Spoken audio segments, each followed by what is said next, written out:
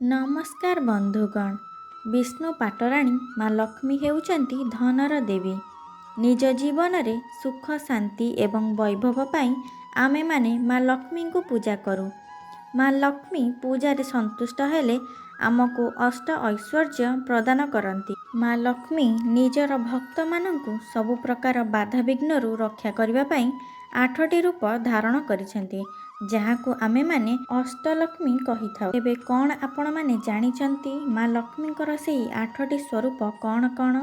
ଆସନ୍ତୁ ଜାଣିବା ଏହି ଭିଡ଼ିଓ ମାଧ୍ୟମରେ। ପୌରାଣିକ ମାନ୍ୟତା ଅନୁସାରେ ମା ଦୁର୍ଗାଙ୍କ 9ଟି ସ୍ୱରୂପ ଭଳି ମା ଲକ୍ଷ୍ମୀଙ୍କର 8ଟି ସ୍ୱରୂପ ରହିଛି, ଯାହାକୁ ଆମେମାନେ ଅଷ୍ଟଲକ୍ଷ୍ମୀ ବୋଲି କହିଥାଉ।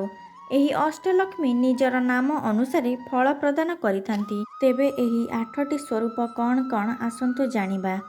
ମା ଲକ୍ଷ୍ମୀଙ୍କର 8ଟି ସ୍ୱରୂପ ମଧ୍ୟରୁ ପ୍ରଥମ ସ୍ୱରୂପ ହେଉଛି ମା ଆଦିଲକ୍ଷ୍ମୀ।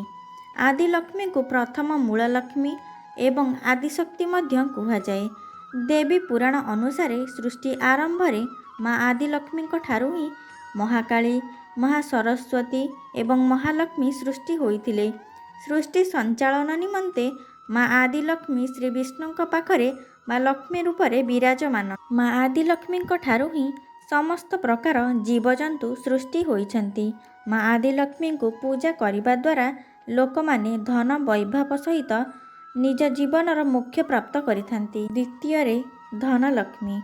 ମା ଲକ୍ଷ୍ମୀଙ୍କର ଦ୍ୱିତୀୟ ସ୍ୱରୂପ ହେଉଛି ମା ଧନଲକ୍ଷ୍ମୀ। ଶ୍ରୀ ବିଷ୍ଣୁଙ୍କୁ କୁବେରଙ୍କ କରଜରୁ ମୁକ୍ତ କରିବା ପାଇଁ ମା ଲକ୍ଷ୍ମୀ ଧନଲକ୍ଷ୍ମୀ ସ୍ୱରୂପ ହୋଇଥିଲେ। ମା ଧନଲକ୍ଷ୍ମୀଙ୍କର ସମ୍ପର୍କ ଭଗବାନ ଶ୍ରୀ ବୈକଣ୍ଠେଶ୍ୱରଙ୍କ ସହିତ ରହିଛି, ଯାହାଙ୍କୁ ଭଗବାନ ବିଷ୍ଣୁଙ୍କର ଏକ ରୂପ ବୋଲି କୁହାଯାଏ। ଭଗବାନ ଶ୍ରୀବିଷ୍ଣୁ ବୈକଣ୍ଠେଶ୍ୱର ରୂପରେ ଦେବୀ ପଦ୍ମାବତୀଙ୍କୁ ବିବାହ କରିବା ପାଇଁ ଶ୍ରୀ କୁବେରଙ୍କଠାରୁ ଅନେକ ଧନ ସମ୍ପତ୍ତି କରଜ ଆଣିଥିଲେ ଏବଂ ସେହି କରଜରୁ ଶ୍ରୀବିଷ୍ଣୁଙ୍କୁ ମୁକ୍ତ କରିବା ପାଇଁ ମା ଧନଲକ୍ଷ୍ମୀ ଆବିର୍ଭାବ ହୋଇଥିଲେ। ଧନଲକ୍ଷ୍ମୀ ରୂପରେ ମାଙ୍କ ହାତରେ ଏକ ଧନପୂର୍ଣ୍ଣ କଳସ ରହିଛି ଏବଂ ଅନ୍ୟ ହସ୍ତରେ ପଦ୍ମଫୁଲ ଶୋଭା ପାଉଛି। ମା ଧନଲକ୍ଷ୍ମୀଙ୍କ ପୂଜା କରିବା ଦ୍ୱାରା ମନୁଷ୍ୟମାନେ ନିଜର ଆର୍ଥିକ ପରିସ୍ଥିତି ଏବଂ କରଜରୁ ମୁକ୍ତି ପାଇଥାନ୍ତି। କରଜରେ ବୁଡ଼ି ରହିଥିବା ଲୋକମାନଙ୍କୁ ମା ଧନଲକ୍ଷ୍ମୀଙ୍କର ପୂଜା କରିବା ଉଚିତ। ତୃତୀୟରେ ଧାନ୍ୟଲକ୍ଷ୍ମୀ। ମା ଲକ୍ଷ୍ମୀଙ୍କର ତୃତୀୟ ସ୍ୱରୂପ ହେଉଛି ଧାନ୍ୟଲକ୍ଷ୍ମୀ ଏବଂ ଧାନ୍ୟର ଅର୍ଥ ହେଉଛି ଅନ୍ନ ବା ଖାଦ୍ୟ। ମା ଧାନ୍ୟଲକ୍ଷ୍ମୀଙ୍କର ଏହି ସ୍ୱରୂପକୁ ଅନ୍ନପୂର୍ଣ୍ଣା ମଧ୍ୟ କୁହାଯାଏ। ମା ଧାନ୍ୟଲକ୍ଷ୍ମୀ ସମସ୍ତଙ୍କ ଘରେ ଧାନ ଏବଂ ଚାଉଳ ରୂପରେ ବିରାଜମାନ। ପ୍ରତ୍ୟେକ ଓଡ଼ିଆ ଘରେ ମାର୍ଗଶିର ମାସର ଗୁରୁବାର ଦିନ ମା ଲକ୍ଷ୍ମୀଙ୍କର ଏହି ଧାନ୍ୟଲକ୍ଷ୍ମୀ ସ୍ୱରୂପକୁ ବିଶେଷ ବିଧିବିଧାନ ସହିତ ପୂଜା କରାଯାଏ। ମା ଧାନ୍ୟଲକ୍ଷ୍ମୀଙ୍କୁ ପ୍ରସନ୍ନ କରିବାର ସହଜ ଉପାୟ ହେଉଛି କେବେ ବି ଖାଦ୍ୟର ଅପମାନ ନ କରିବା ଏବଂ ଅନ୍ନକୁ ନ ଫୋପାଡ଼ିବା। ମା ଲକ୍ଷ୍ମୀଙ୍କର ଏହି ସ୍ୱରୂପକୁ ଅନାଦର କଲେ ମନୁଷ୍ୟ ତଥା ଦେବତାମାନଙ୍କୁ ମଧ୍ୟ ଅନ୍ନର ଏକ କଣିକା ମଧ୍ୟ ପ୍ରାପ୍ତ ହୁଏ ନାହିଁ। ଯେଉଁ ଘରେ ଅନ୍ନ ତଥା ଭୋଜନର ସମ୍ମାନ କରାଯାଏ, ସେହି ଘରେ ମା ଲକ୍ଷ୍ମୀ ସର୍ବଦା ବିରାଜମାନ କରିଥାନ୍ତି। ଚତୁର୍ଥରେ ଗଜଲକ୍ଷ୍ମୀ। ମା ଲକ୍ଷ୍ମୀଙ୍କର ଚତୁର୍ଥ ସ୍ୱରୂପ ହେଉଛି ଗଜଲକ୍ଷ୍ମୀ। ଏହି ସ୍ୱରୂପରେ ମା ଲକ୍ଷ୍ମୀ ଏକ ଗଜ ପିଠିରେ ବିରାଜମାନ ଏବଂ ଦୁଇ ପାର୍ଶ୍ୱରେ 2 ଗଜ ମା ଲକ୍ଷ୍ମୀଙ୍କର ଅଭିଷେକ କରୁଥିବାର ଦୃଶ୍ୟମାନ। ଏହି ସ୍ୱରୂପରେ ମା ଲକ୍ଷ୍ମୀ ନିଜ ହସ୍ତରେ ପଦ୍ମପୁଷ୍ପ, ଅମୃତ କଳସ, ଶଙ୍ଖ ଧାରଣ କରିଥାନ୍ତି। ରାଜ୍ୟକୁ ସମୃଦ୍ଧି ପ୍ରଦାନ କରୁଥିବାରୁ ଏହି ସ୍ୱରୂପକୁ ରାଜ୍ୟଲକ୍ଷ୍ମୀ ମଧ୍ୟ କୁହାଯାଏ। ମା ଗଜଲକ୍ଷ୍ମୀଙ୍କର ଏହି ସ୍ୱରୂପଟି ସମୁଦ୍ର ମନ୍ଥନ ସମୟରେ ସୃଷ୍ଟି ହୋଇଥିଲା। ମା ଗଜଲକ୍ଷ୍ମୀଙ୍କର ପୂଜା କରିବା ଦ୍ୱାରା ଧନହାନି ତଥା ଅକାଳ ପଡ଼ିନଥାଏ। ରାଜ୍ୟରେ ଶସ୍ୟ ସମ୍ପଦ ପୂର୍ଣ୍ଣ ହୋଇ ରହିଥାଏ। ପଞ୍ଚମରେ ସନ୍ତାନଲକ୍ଷ୍ମୀ। ମା ଲକ୍ଷ୍ମୀଙ୍କର ପଞ୍ଚମ ସ୍ୱରୂପ ହେଉଛି ସନ୍ତାନଲକ୍ଷ୍ମୀ।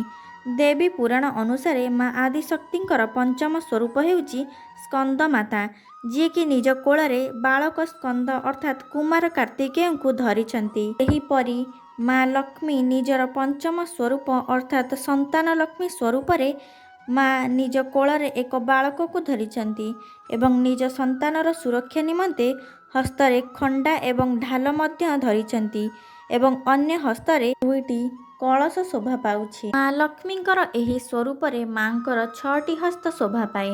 ମାଙ୍କର ଏହି ସନ୍ତାନଲକ୍ଷ୍ମୀ ସ୍ୱରୂପକୁ ପୂଜା କରିବା ଦ୍ୱାରା ଭକ୍ତମାନଙ୍କୁ ଯୋଗ୍ୟ ସନ୍ତାନ ପ୍ରାପ୍ତ ହୋଇଥାଏ। ଷଷ୍ଠରେ ବୀରଲକ୍ଷ୍ମୀ। ମା ଲକ୍ଷ୍ମୀଙ୍କର ଷଷ୍ଠ ସ୍ୱରୂପକୁ ବୀରଲକ୍ଷ୍ମୀ କୁହାଯାଏ। ମା ଲକ୍ଷ୍ମୀ ନିଜର ନାମ ଅନୁସାରେ ଫଳ ପ୍ରଦାନ କରିଥାନ୍ତି। ମା ବୀରଲକ୍ଷ୍ମୀଙ୍କୁ ପୂଜା କରିବା ଦ୍ୱାରା ଭକ୍ତମାନେ ବୀରତ୍ୱ ପ୍ରାପ୍ତ କରିଥାନ୍ତି ଏବଂ ଯୁଦ୍ଧରେ ବିଜୟ ଲାଭ କରନ୍ତି। ମା ବୀରଲକ୍ଷ୍ମୀଙ୍କର 8ଟି ହସ୍ତ ଶୋଭା ପାଏ, ଯେଉଁ ହସ୍ତରେ ମା ପଦ୍ମଫୁଲ ସହିତ ବିଭିନ୍ନ ଅସ୍ତ୍ରଶସ୍ତ୍ର ଧରିଥାନ୍ତି। ମା ବୀରଲକ୍ଷ୍ମୀ ନିଜର ଭକ୍ତମାନଙ୍କୁ ରକ୍ଷା କରି ସେମାନଙ୍କୁ ଅକାଳ ମୃତ୍ୟୁରୁ ନିବାରଣ କରିଥାନ୍ତି। ମା ବୀରଲକ୍ଷ୍ମୀଙ୍କୁ ମା କାତ୍ୟାୟନୀଙ୍କ ସ୍ୱରୂପ ମଧ୍ୟ କୁହାଯାଏ। ସପ୍ତମରେ ବିଜୟଲକ୍ଷ୍ମୀ। ମା ଲକ୍ଷ୍ମୀଙ୍କର ସପ୍ତମ ସ୍ୱରୂପଟି ହେଉଛି ମା ବିଜୟଲକ୍ଷ୍ମୀ। ମା ଲକ୍ଷ୍ମୀଙ୍କର ଏହି ସ୍ୱରୂପକୁ ବିଜୟଲକ୍ଷ୍ମୀ ଏବଂ ଜୟଲକ୍ଷ୍ମୀ ମଧ୍ୟ କୁହାଯାଏ। ବିଜୟଲକ୍ଷ୍ମୀ ସ୍ୱରୂପରେ ମା ଲକ୍ଷ୍ମୀ ସମସ୍ତ ପ୍ରକାର ବିଜୟ ପ୍ରଦାନ କରିଥାନ୍ତି। ମା ବିଜୟଲକ୍ଷ୍ମୀଙ୍କୁ ପୂଜା କରିବା ଦ୍ୱାରା କୋର୍ଟ କଚେରୀ ଠାରୁ ଆରମ୍ଭ କରି ସମସ୍ତ ପ୍ରକାର ସଙ୍କଟ ତଥା ପ୍ରତିଦ୍ୱନ୍ଦ୍ୱୀ ଯୁଦ୍ଧରେ ଲୋକମାନେ ବିଜୟ ଲାଭ କରିଥାନ୍ତି।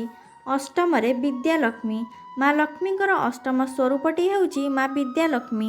ମା ବିଦ୍ୟାଲକ୍ଷ୍ମୀଙ୍କୁ ମା ସରସ୍ୱତୀଙ୍କ ରୂପ ମଧ୍ୟ କୁହାଯାଏ। ମା ବିଦ୍ୟାଲକ୍ଷ୍ମୀଙ୍କୁ ପୂଜା କଲେ ବିଦ୍ୟା, ବୁଦ୍ଧି ଏବଂ ଶିକ୍ଷାରେ ଉନ୍ନତି ଘଟିଥାଏ। ତେବେ ଏହା ଥିଲା ମା ଲକ୍ଷ୍ମୀଙ୍କର 8ଟି ସ୍ୱରୂପ ତଥା ଅଷ୍ଟଲକ୍ଷ୍ମୀ ସ୍ୱରୂପର ବର୍ଣ୍ଣନା। ଯଦି ଏହି ଭିଡ଼ିଓଟି ଆପଣମାନଙ୍କୁ ଭଲ ଲାଗିଥିବ ତେବେ ଭିଡ଼ିଓକୁ ଲାଇକ୍, ସେୟାର ଆଣ୍ଡ ଚ୍ୟାନେଲକୁ ସବସ୍କ୍ରାଇବ୍ ନିଶ୍ଚୟ କରନ୍ତୁ ଏବଂ କମେଣ୍ଟରେ ଜୟ ମା ଲକ୍ଷ୍ମୀ ନିଶ୍ଚୟ ଲେଖନ୍ତୁ। ଧନ୍ୟବାଦ।